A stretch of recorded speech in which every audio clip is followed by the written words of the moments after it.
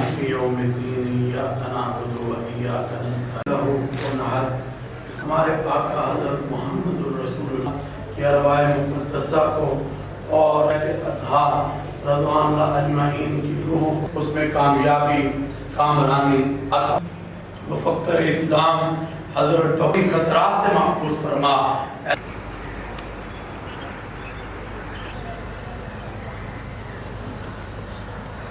सामने बना, सामने 2 मिनट